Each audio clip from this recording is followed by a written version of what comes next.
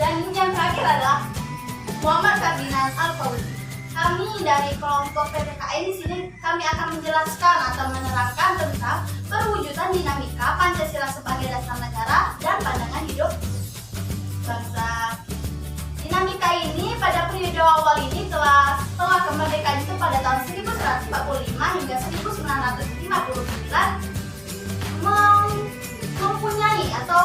mempunyai berbagai banyak masalah. Contohnya yaitu pemberontakan nilai Partai Komunis Indonesia atau bisa disebut dengan PKI yang terjadi pada tanggal 18 September 1948. Kemudian pemberontakan Darul Islam atau Tentara Islam Indonesia yang bisa disingkat sebagai DI atau TTII yang terjadi pada tanggal 7 Agustus 1949. Kemudian pemberontakan Republik Maluku Islam bisa disebut dengan RMS yang dipimpin oleh Christian Robert Stephen Summerfield dan terjadi pada tanggal 25 April 1950. Kemudian akan dijelaskan oleh Pak Didi. Permasalahan selanjutnya yaitu pemerintahan revolusioner Republik Indonesia atau RRI pada tahun 1957 sampai 1958 di Sumatera dan Sulawesi. Gerakan ini merupakan bentuk koreksi untuk pemerintahan pusat pada waktu itu yang dipimpin oleh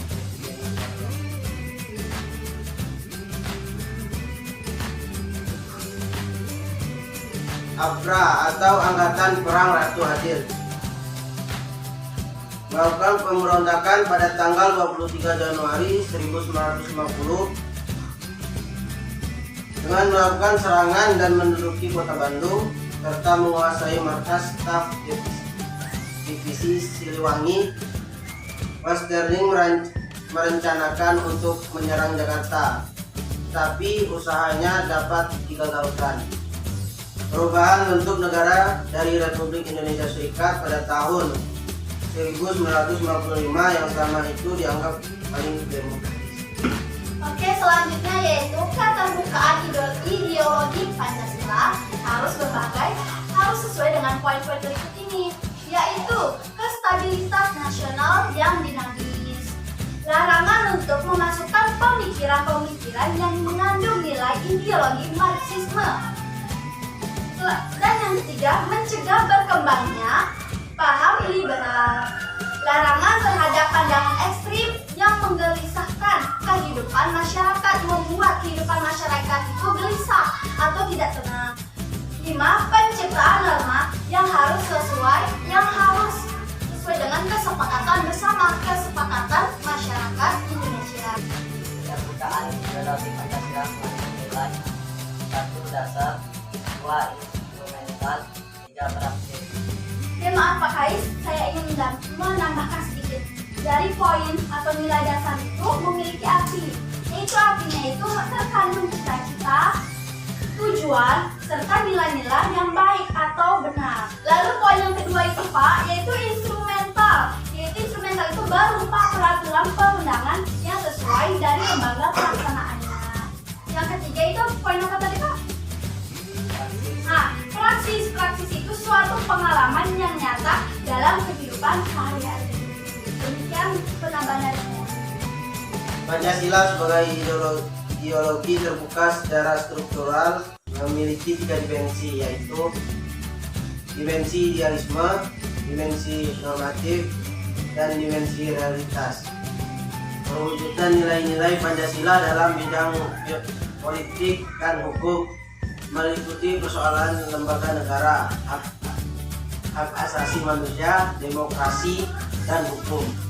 Pembangunan negara Indonesia sebagai negara modern yaitu membangun sistem pemerintahan yang sesuai dengan perkembangan zaman, namun tetap sesuai dengan sistem pemerintahan yang berdasarkan nilai Pancasila.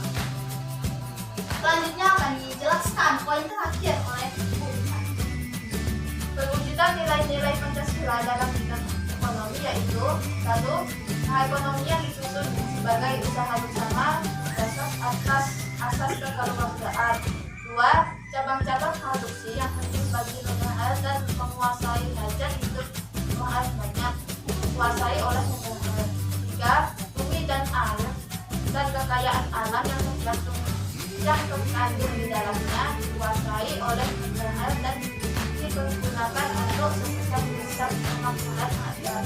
4. Perekonomian nasional diselenggarakan berdasar atas demokrasi ekonomi dengan prinsip kebersamaan, efisiensi, keadilan, berkelanjutan, kawasan lingkungan, kemandirian, serta menjaga keseimbangan kemajuan dan kesatuan ekonomi nasional. Perwujudan nilai-nilai Pancasila dalam bidang sosial budaya, yaitu nilai-nilai sosial dalam pemasyarakat yang sesuai dengan Pancasila, yaitu kekeluargaan, musyawarah, gotong royong, kemanusiaan dan kemanusiaan kepada hati juga. Nilai-nilai sosial yang berupa semangat bekerja keras, kedisiplinan, dan